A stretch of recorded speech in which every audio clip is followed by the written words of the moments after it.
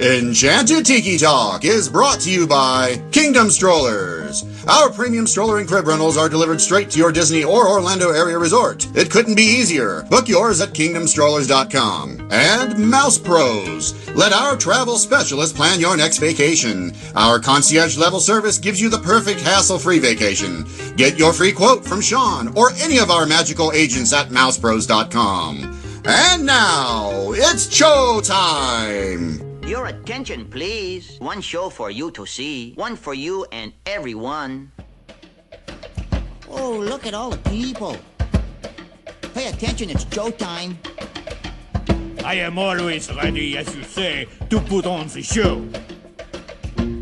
My goodness, you're all staring at us. We better start the show rolling. Wait.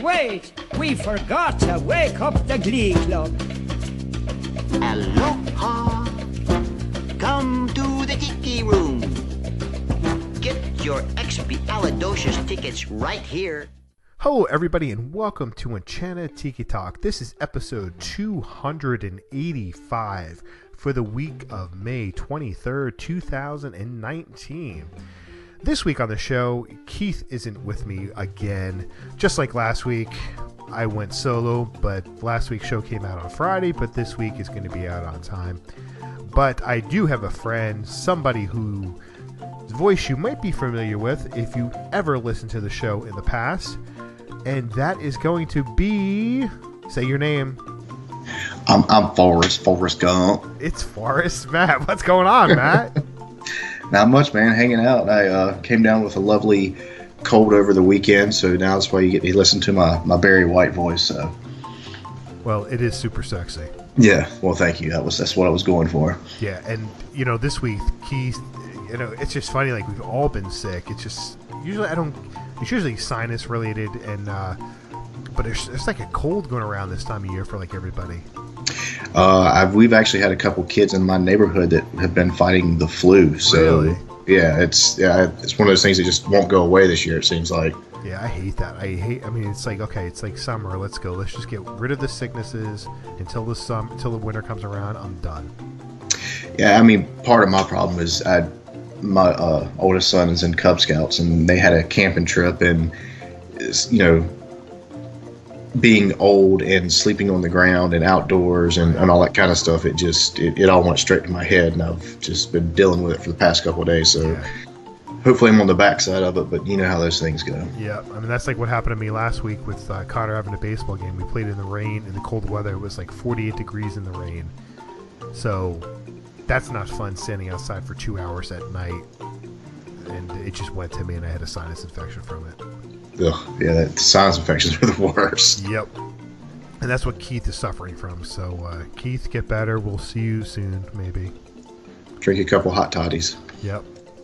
All right. So, Matt, man, what's been going on with you since you were last on the show? Anything big? I know we're gonna spend the episode talking about Run Disney, but I know you did a cruise as well. Yeah, in January, we went down for our 10th anniversary, me and my wife, to celebrate. Actually, it was last June was our anniversary, but we went down. It was, I guess, the only way I could convince her to let me do the Dopey Challenge, and we went down and hung out at Magic Kingdom and all the parks for 4 days, and I did all the races, and then we got on the boat that Monday morning and went on a 4-day cruise. So it was the first cruise I'd ever been on, and we had a blast. I know you're getting ready to go on one sometime soon, so yeah, it's amazing. I mean, you literally do nothing from the minute you step on the boat until the minute you get off, and then everything's covered. It was amazing. I just wish they didn't cost so much so we could go back again sometime soon. Now, did you feel like it was worth it, like money-wise? I know it's expensive. I mean, it's a hard thing to say, but I mean, Disney cruises are typically twice as much as other cruise lines. Did you feel like you get your money's worth, though? Yeah. I mean, my wife when we went, she was a little skeptical because she's, of course it's Disney, and you're thinking you're going to be just overrun with kids and everything, kind of like you are sometimes with the parks and all that. But what I liked about it is it's as Disney as you want it to be. I mean, they've got characters and stuff on the boats, but if you don't want to do any of that, then you just go do your own thing. They've got a couple different adult sections on the boat that you can go to. They've got all kinds of bars and nightclubs and stuff like that. So you can go and be as adult as you want to be, or you can go and be as kid oriented as you want to be. And it was, just the best thing I could do. Hindsight, I would probably have stayed on the boat a little bit longer at Nassau. Nassau was not fun. If you've never been, that was not the best time. But other than that, yeah, I had no complaints at all with the trip we had. Yeah, I know there's a lot of people that anytime they go to Nassau on a cruise, they just stay on the ship. Once is enough. Yeah, I mean, we there was a couple that we met that shared our table at dinner or whatever, and they actually did a Jeep tour excursion, and they said that was a lot of fun. But other than that, if you don't really have anything planned, yeah, just stay on the boat. You're not really missing much. Right. Did you feel like that the adult areas were quiet enough? Yeah. They've got one. It's kind of hard to explain, but it's kind of towards the front middle of the boat, if that makes sense to you. Right. And it's not on the top of the boat. It's kind of recessed a little bit, so you can be out of the sun a little bit. They had a bar that was, I don't know, maybe 10 feet from the pool. But if you didn't feel like getting out of the pool, they had a guy that was walking around, so you could flag him down and he would, go get whatever you wanted. Oh, nice. Yeah, I mean, everything's however you want it to be. You could get out of the pool and walk 20 feet to your right, and they had an adult-only hot tub. They've got tons of chairs and stuff set out, so you could go there. And then you can go up the stairs, and they've got another, they call it the satellite pool. And it's not really a pool. It's maybe waist deep. But they've got kind of water coming down, and you can sit up underneath that. And it's up towards the front of the boat, so you can see where you're going. We did that I think it was at Sea Day. And you could see Jamaica off on the one side of the boat and everything. So it was really cool just to kind of hang out up there. And yeah, it's very quiet. I mean, you hear a little bit of music. Again, you can position yourself to where you get more music if you want, or you can go further up towards the front of the boat, and it's just as quiet and peaceful as you want it to be. Oh, that's good to know. Next question I have for you before we take a break is, stepping away from Disney Cruise Line, it's Star Wars Land. Do you have a trip prepared or planned to go see Star Wars Land? I do not. I would love to go see it, but I'm also a little hesitant with the crowds. I'm sure everybody else is. I know my brother is actually surprising his son with a trip. I want to say it's either the first or second weekend in September, so he'll be right there in the midst of all the madness and craziness. So I'll wait and get a trip report from him. I kind of, when I do go, I want everything to be open. I don't want to go and be like, oh, okay, well, now I've got to come back and experience the rest of it. So, it would be nice to be one of the first ones in there and see everything, but I also want to be able to, experience everything at once and not feel like I've got to turn around and come back in a couple months or whatever it is when they open up the rest of it. Exactly. So, but I know Disneyland's opening is only days away at this point now, so we'll know a lot more when it comes to Star Wars Land come the end of the month. Yeah, I'm kind of looking forward to, I living through everybody else and seeing pictures and videos and all that kind of stuff. It'll be cool to see. I mean, it's going to be awesome, I think. It's just a matter of, how bad you want to fight the crowds and everything. Right, yep. All right, so with that, I'm going to take a break here and send it over to Steve for the news. Steve, take it away.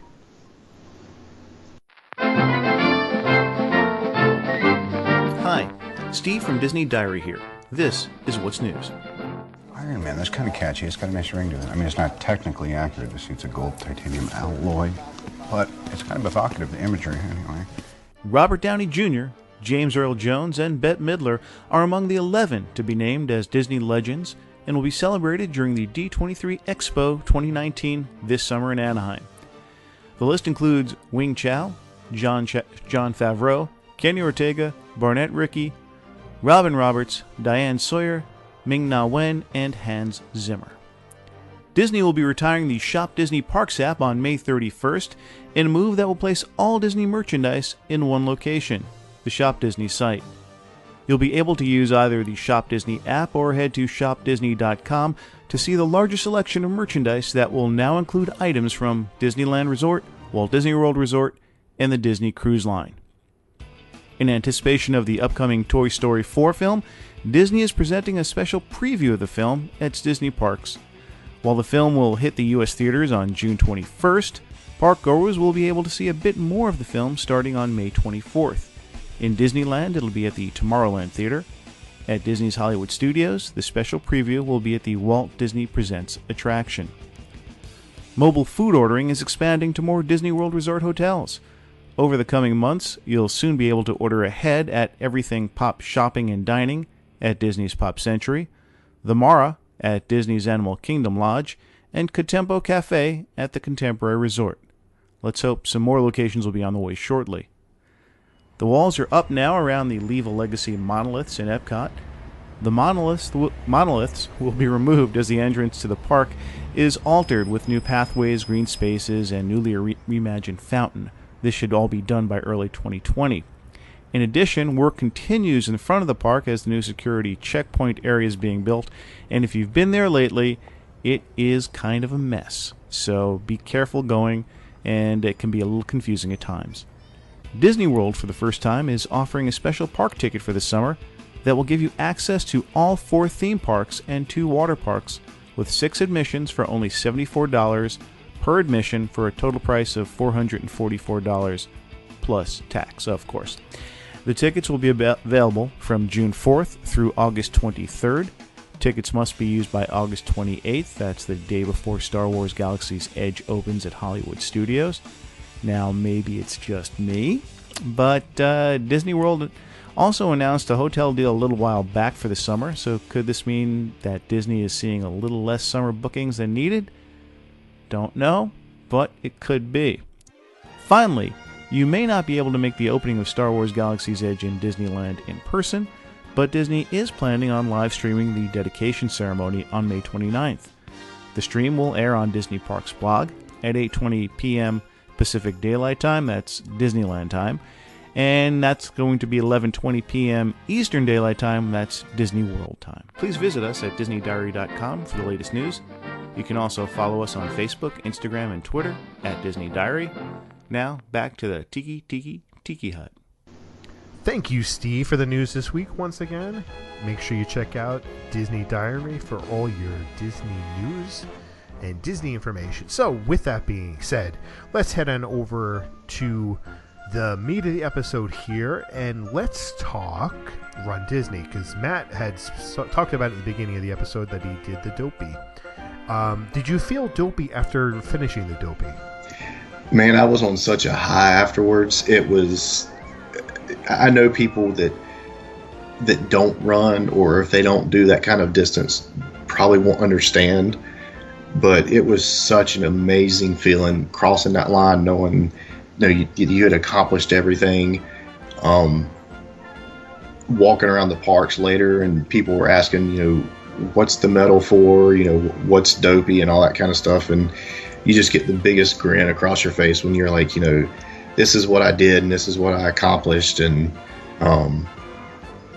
afterwards you think about it, you're like, man, that was probably not the smartest thing to do, because you're still down there and you're doing Disney and you're going through the parks and everything. And I should have pulled it up before I got on here. I can't remember how many miles and steps and everything I logged, but it was crazy, man. It was crazy the amount of steps you put in doing that, something like that.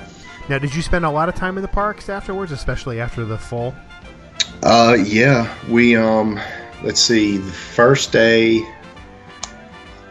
we went down Wednesday, and I went to the expo and got all my bibs and shirts and everything.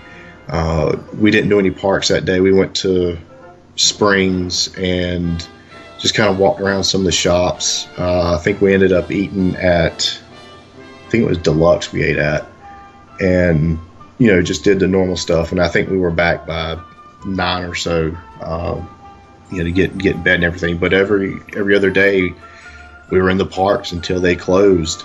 The last day when I did the full, went back to the room. I took a shower. We went straight to Animal Kingdom, and we were there for a couple hours, and then we jumped over to Magic Kingdom and closed Magic Kingdom. So, I kind of was on the fence how I should do that, because I want to make sure you're getting up at like 3 in the morning, right. 4 straight days, and running everything. So I want to make sure I was getting plenty of sleep, but at the same time I was like, I don't want my wife to feel like she's having to miss out on any things. But it worked out for me. I didn't feel tired or run down or anything.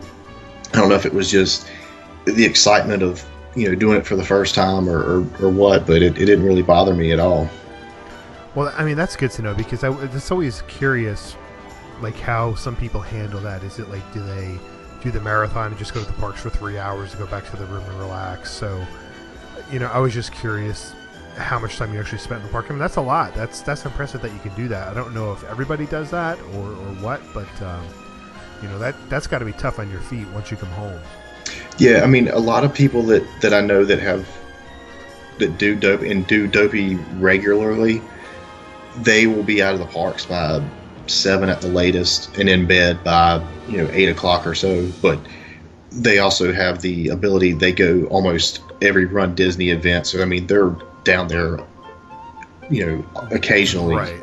So they have the time to, I won't do this, I'll just go back to the room and sleep, and that's not a big deal. But someone who goes maybe once a year, I'm going to take advantage and get as much time in the park and everything. So the only time it really bothered feet wise, I guess, was the last day. After I did the marathon, I had a few blisters on the side of my feet, and legs were extremely stiff, but it was it was worth it. I wouldn't have changed anything. I had a ball with it. Now, do you think you'd go back and do it again? I mean, we talk about pricing, because the price was, what was like $600 or $700, whatever it was. I think it was $560 for the. But on top of that, when we went on the cruise, I did the run on Castaway Key as well. So that was I think that was another $60. So you might as well say $600 worth just in the run, not counting room and tickets and everything else. So if I had the money to do, I would do it again. I said that would be my last marathon I've ever done, and the training part of it sucks. I'm not gonna lie. I mean, being by yourself and getting up and having to go run 20 some miles on a cold December morning is not fun. Right. But I had such a blast doing it that I would seriously consider doing it again. Really? Yeah, I would. I mean, and my wife looked at me and she's like, I really think you are dopey, because that's just the dumbest thing I've ever heard you say. Well, it's like I mean, I've said it before. Is I enjoyed the experience of the 5K, but the 5K, I mean, it's only 3 miles. It's not a whole lot, but I want to do the 10K where it becomes more of a not an event, but more.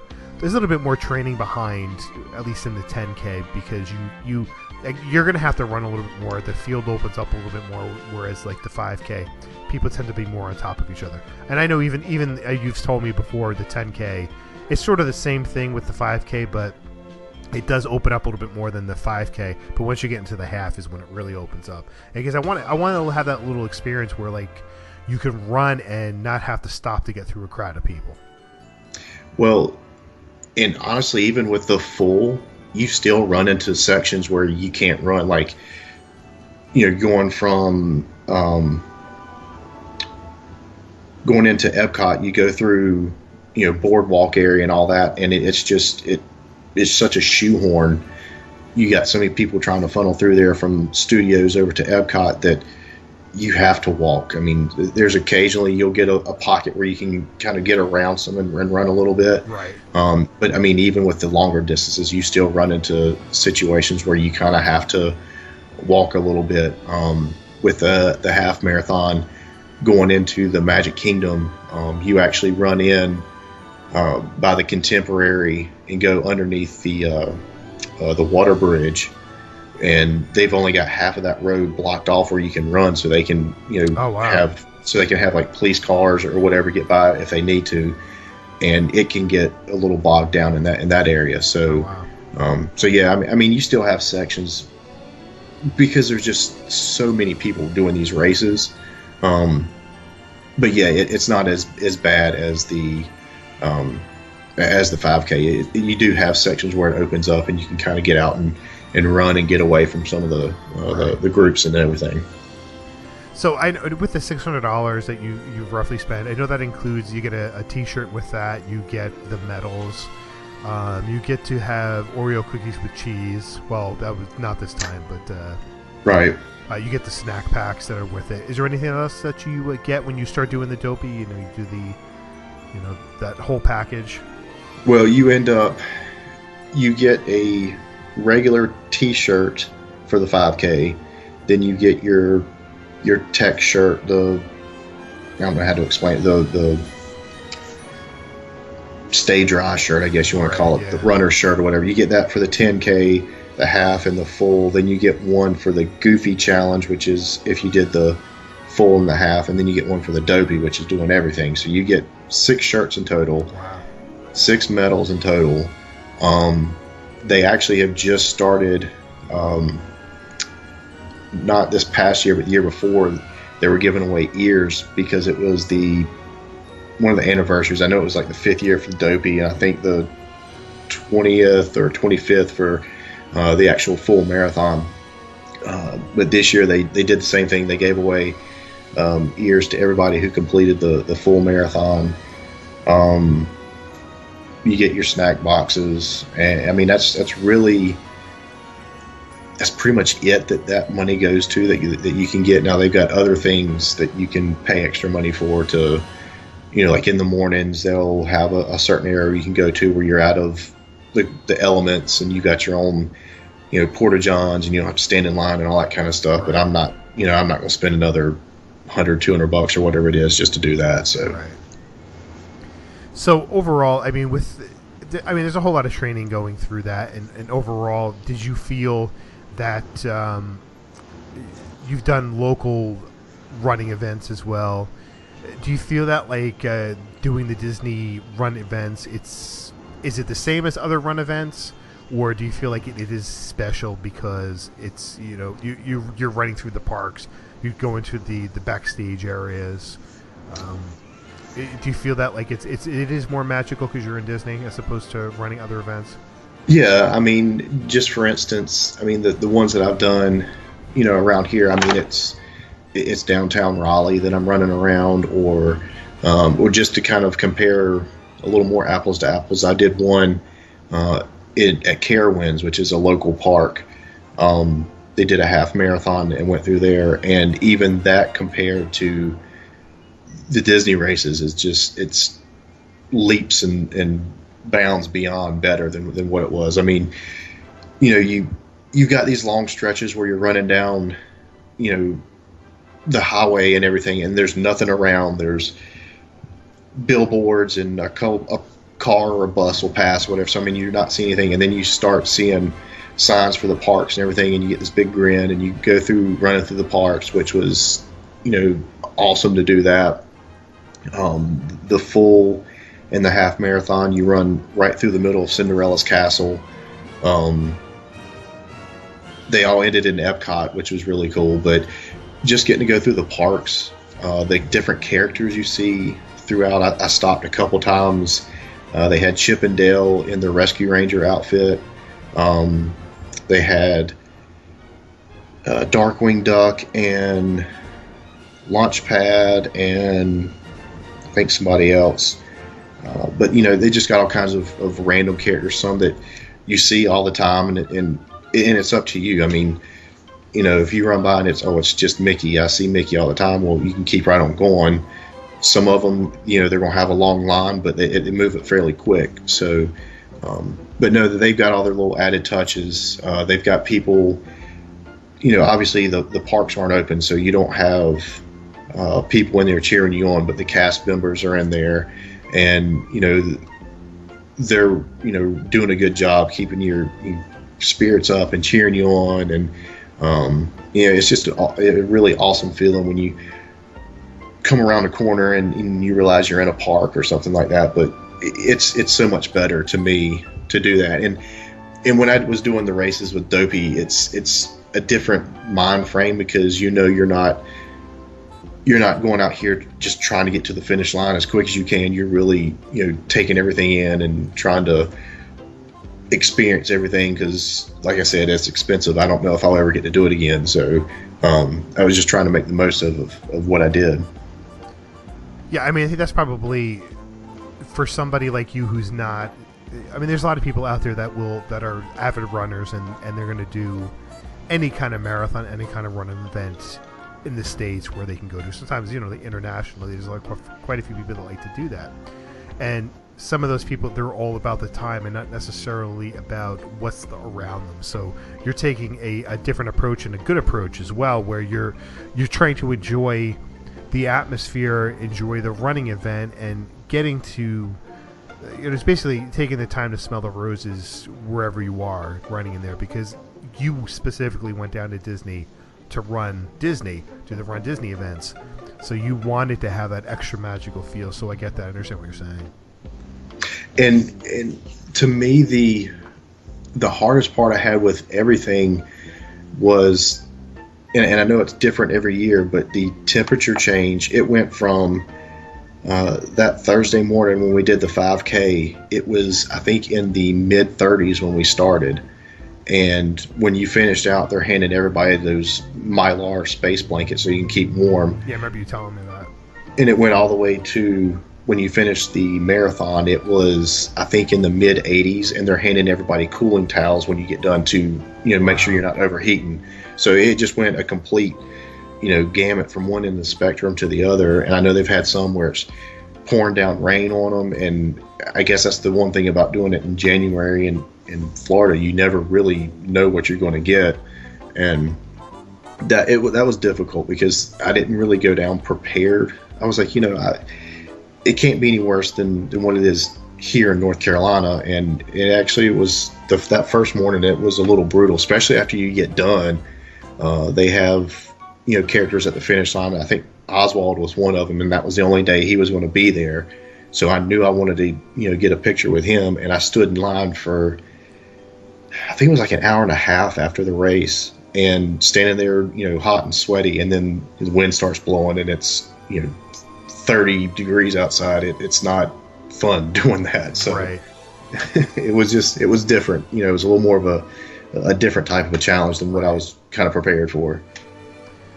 So, talking to somebody who might be on the fence about running some kind of Run Disney event, whether it's a 5K, it's a 10 half or full, what specifically do you think is something that would persuade them to try a Run Disney event for the first time? Especially somebody who isn't necessarily a runner, who has always wanted to do it and who just wants, maybe take that leap and do that. What would you specifically tell them that it's worth spending your $100 to do whatever event it is? Well, the thing that I like about the way they have everything set up is they are very accommodating, from the elite runners who are going to go out there that are trying to win every single race, all the way down to the person who, this is my first time, I'm not sure if I'm going to finish before the time cutoff. I mean, it's a relaxed pace. They have what they call the balloon ladies that start in the very last corral. They're the last people to cross the finish or the start line, and they keep the pace. And as long as you stay in front of them, you're good. So there's people that walk the races. There's people, like I said, that are the elite runners that once they start, you never see them again until you see their picture where they cross the finish line. Just the way that they're accommodating for everybody, and there's something for everybody, throughout the races. I mean, the character stops. When I did the full, I stopped and got on Everest when we went through Animal Kingdom. I know a couple people were planning when we got into Epcot to try and jump on Frozen or Test Track or one of those if the line wasn't too long. So I mean, it just depends on what you're looking for and what you're trying to do, but they just offer so much for everybody, every walk of life. That it's, if you're just trying to get started running, they have an awesome plan. Their training plans with Jeff Galloway are some of the best. It's the whole walk-run method, and that's actually what I did all 4 races. You run for however long, 30 seconds, a minute or whatever, and then you walk a little bit. And it's all set up and designed.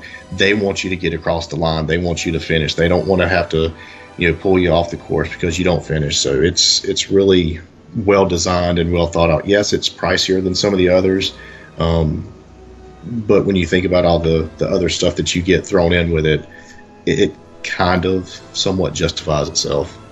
Yeah, I mean, what I would have to say is that I've done one event. I've done the 5K, and personally, I would say if you're ever on the fence, I would just go ahead and do a Run Disney 5K or 10K, whatever it is, versus running a local one as a first time. I think because going to Disney, it's gonna give you that hype and that motivation to want to do it, as opposed to do it in a local race. It's just a local race, and you might be running in an area that you're familiar, but when you're running one of the events in Run Disney, you're going to be running someplace that you've probably never even stepped foot on. And because you're driving over all these areas all the time, chances are you've never walked and taken steps on a lot of the paths that you're going to. So it's a unique experience in that regard.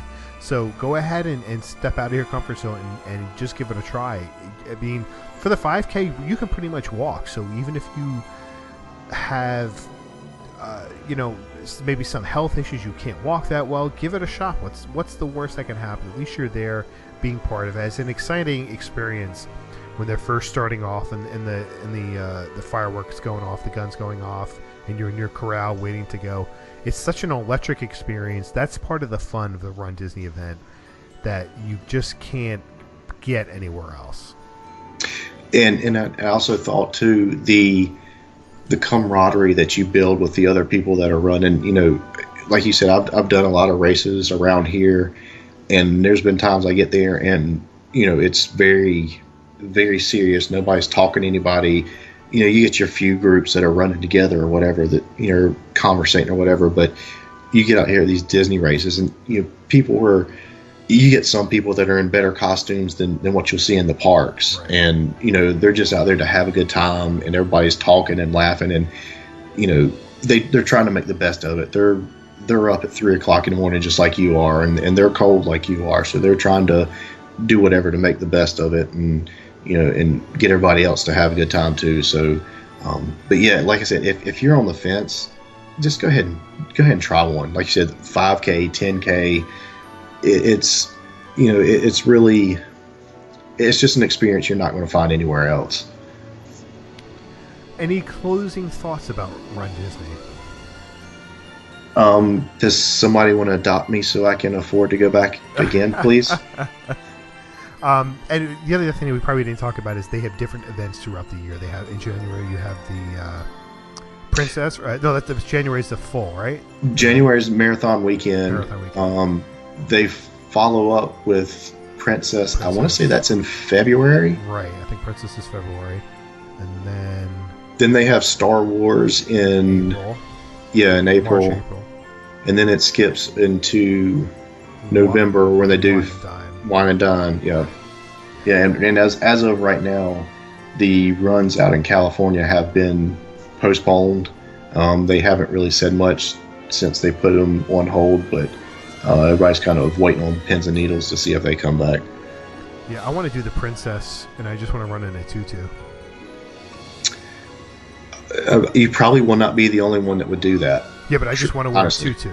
That's it. Well, that's what I'm saying. You probably will. Okay. There were some people out there actually running marathon weekend that there was some guy, I cannot remember now. He was wearing some kind of princess outfit. I think there was some guy, each day he was a different princess. Oh gosh. So yeah, I mean, you see some weird stuff. There was some guy who was in a pizza outfit or something. Oh gosh. So, yeah, I mean, it's just all kinds of random weird stuff you see at some of those stuff. And some of the costumes are really good and they're really funny, and some of them you're just like, my hat's off to you, dude, because there's no way I would ever do that. Right. Yeah. Yeah. I mean, like it's fun. It adds to your excitement, the people around you.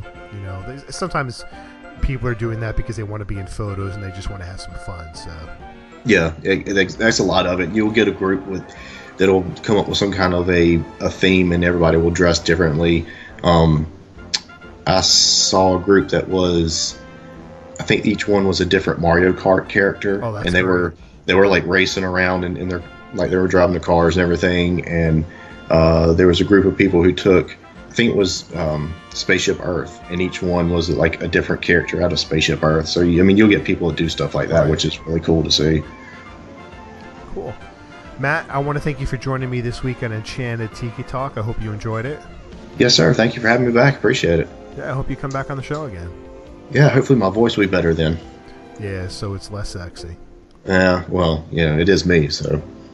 Does your wife think your tractor sexy? She does, but I just have to go borrow it from somebody because I don't have a tractor. Oh, okay. That makes sense. All right. So that's going to do it for this week. But first, we want to thank our sponsors, Kingdom Strollers. Get your premium stroller and crib rentals at kingdomstrollers.com. Let the vacation experts at mousepros.com help plan your next perfect Disney vacation. Don't forget to check our store at redbubble.com/Tiki Talk Podcast. You can connect with us on social media. Find us on Facebook at Enchanted Tiki Talk, Instagram and Twitter at Tiki Talk Podcast. You can leave us a message on the Tiki Talk hotline at 256-4MY-TIKI. That's 256-469-8454. If you enjoy the show, please take the time to rate us on iTunes. And you can find me on Twitter at 1 Minute Disney Dream. That's 1MIN Disney Dream, MouseWorldVacations.com, and mousepros.com. You can find Keith at Dole Whip Daily on social media, or A Chef's Life for Me, his new food blog. You can check out Steve at Disney Diary for all your Disney news. Please do that. Matt does not have social media. He quit, so I can't plug him there.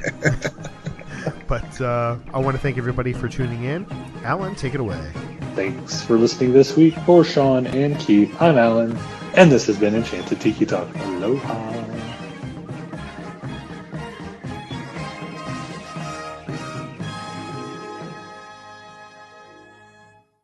Enchanted Tiki Talk has been brought to you by mousepros.com. Let us plan your perfect Disney vacation. And by kingdomstrollers.com for all your premium stroller and crib rental needs. For all of us here, I'm David Benter. Thanks for listening to Enchanted Tiki Talk.